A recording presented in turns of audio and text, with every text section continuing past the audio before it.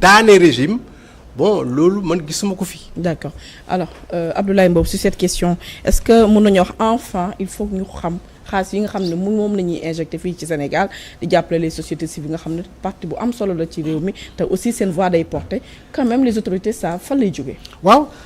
d'abord il faut ñu nangu une chose comme ni ma koy waxee si opposition yi le plus souvent su naan l'opposition moi je préfère toujours dire les oppositions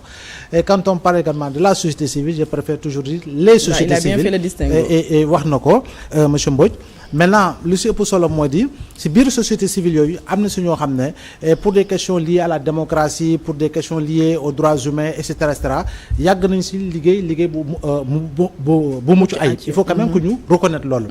ku si mel ni doyen Alioune Tine tudd na ko j'ajouterai comme j'ai l'habitude de le dire parce que ku def dara faw ñu koy tudd le doyen Abdou Maziz Ndiaye si loo xam ne def nañ ko pour dénouer véritablement des crises au Sénégal si jamono ji nga xam ne on était véritablement aux portes d'une première alternance Sénégal avec les cartes israéliennes l'autre élément mooy société civile bi si ñenn yi yàgg nañu effectivement jóg pour défendre ak yelleefu ay nit yoo xam ne ñoo bokk si kujje politique ñu leen di teg loo xam ne teguwul wala ilaa di def leneen si askan loo xam ne teguwul wa ilaa li nga xam ne moo jëm si transparence soxal processus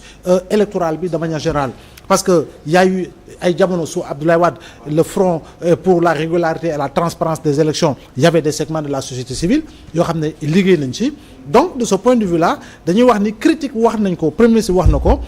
ou le leader de Pastef na ko mais je pense que il dit une partie également de ces sociétés civiles là mais juuxul ñëpp ci benn pot comme ni ñu ko waxee tey Alioune Tine mën na waxee nenn mais je pense qu'aujourd'hui argument bi nga ko mën a contre argument bi nga ko mën a andil contre argument basé sur la connaissance la war a doon waaye warul nekk dérive en termes de propos wala loo xam ne di nga koy yëkkati si kaddu gu ñaaw teg ko parce que itamit yàggul tuuti ñi nga xam ne tey jii ñu koy adoubé aujourd'hui c'est ceux-là qui le critiquaient il y a quelques mois il faut quand même que loolu ñu xamee ko noonu maintenant société civile bi ñoom ñi ngi waxtaan depuis autant d'années sur le modus operandi lié au financement des partis politiques aux partis politiques voilà donc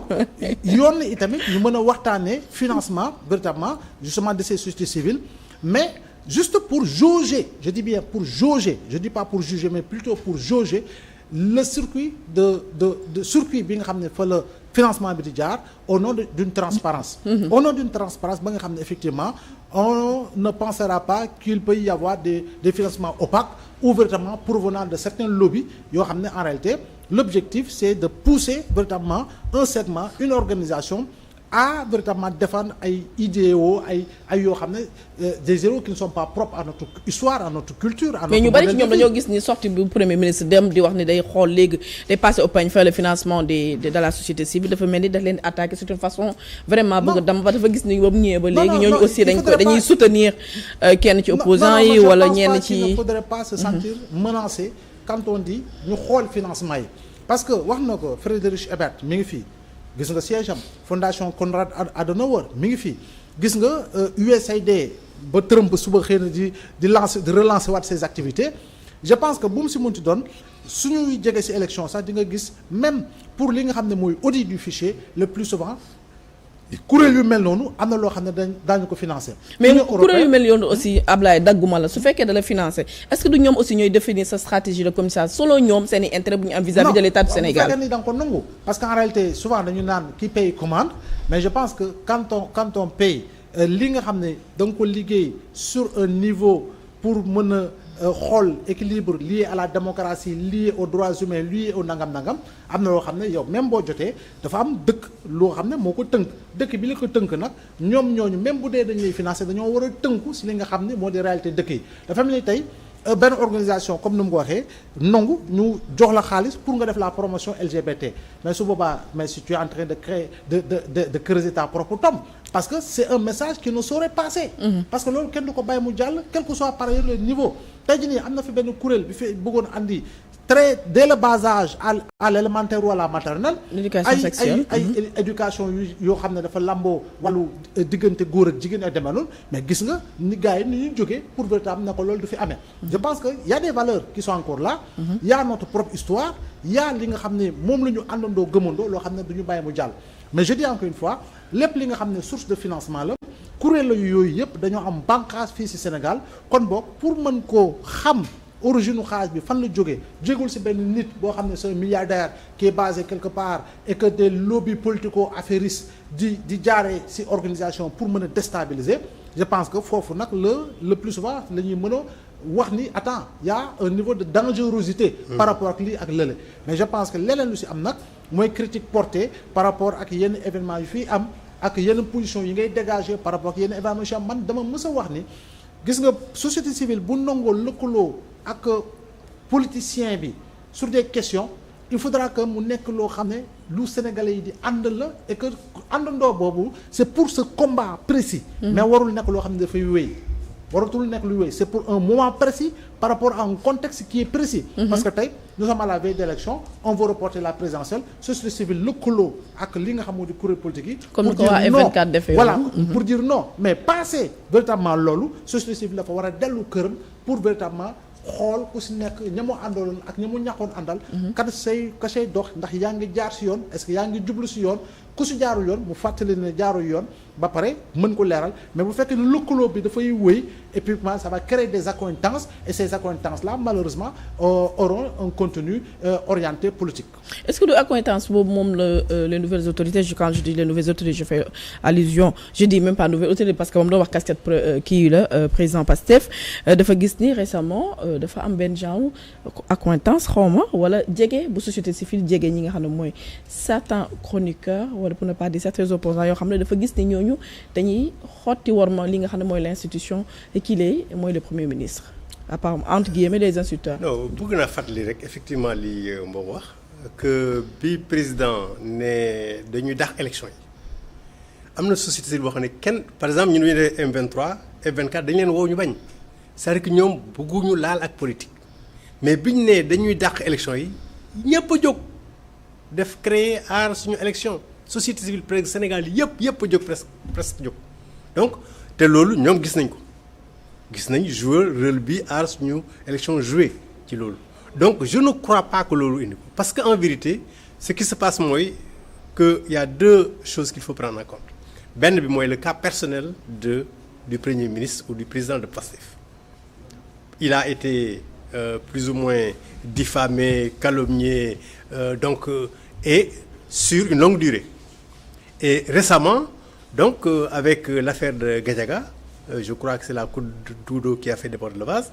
il a été à la limite insulté sur les plateaux loolu naqari na ko trop et dans le même temps il voit des acteurs de la société civile soutenir ceux qui l'insultent je crois que c'est ça c'est à la limite crypto personnel c'est émotionnel et ça lui fait très mal et évidemment il perçoit ces gens comme il a dit le qualificatif qu'il a utilisé. mais gis nañu aussi ay membres société civile. oui j'en viens c'est-à-dire que loolu mooy li gën a fës li gën a am doole ci moom c'est émotif maintenant dans le même temps ces gens qui soutiennent ceux qui l'insultent sont à côté de ceux qui sont perçus par lui et qui à bon droit d'ailleurs comme étant ceux qui s'opposent évidemment à la rupture ceux qui s'opposent à sa gouvernance et donc à partir de ce moment-là des sortes amalgame ñii gis na leen comme des gens qui sont là pratiquement des adversaires voire des ennemis qui s'opposent radicalement au succès de sa gouvernance et à côté d'eux il voit la société civile il ne comprend pas et donc peut-être que c'est ça qui en tout cas moi je suis certain que c'est ça qui l'a poussé à dire yow en tant que membre de la société civile déjà yow situation moom noo ban jàngat nga ci am yow situation bi nga fi cité léegi mais il y a une réalité qui est là il y a une menace réelle dans ce pays-là mooy que effectivement il y a des lobbies à l'intérieur à l'extérieur il y a des forces qui sont là yoo xam ne seen objectif mooy créer une sorte de chaos dans le pays créer des conditions en tout cas pour que le régime actuel ne réussisse pas sa gouvernance donc ça c'est une menace qui est là. comme menace boobu yéen détecté ngeen ko. ah oui moi je l'ai dit depuis longtemps j'ai dit que attention parce que ces gens-là ils ont des moyens ils sont soutenus de l'extérieur ils ont des moyens à l'intérieur et ils veulent revenir au pouvoir à la limite renverser le pouvoir en place si c'est possible. Maintenant ces gens-là évidemment ils vont profiter de toute erreur, de toute mauvaise manœuvre du gouvernement pour évidemment l'affaiblir. D'accord, mais dañoo nemmeeku aussi bu ñu doon gis ay rapport corps de contrôle yu doon génn ñu am ñu épingle société civile doon na il faut que justice se fasse, mais cette fois-ci dañu gis ay membres de la société civile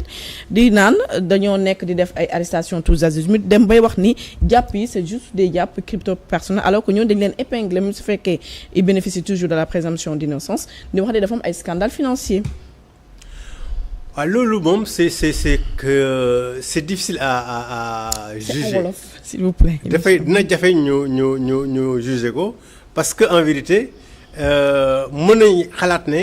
seen point de vue la